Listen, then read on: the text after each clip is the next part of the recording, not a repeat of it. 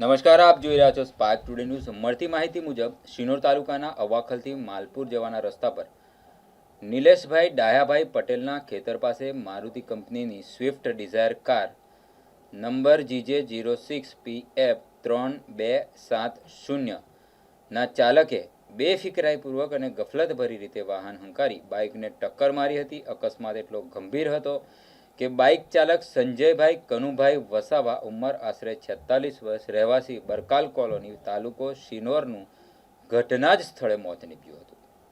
Swift car ચાલકને મોટા ફફડિયાથી Baroda refer કર્યો છે।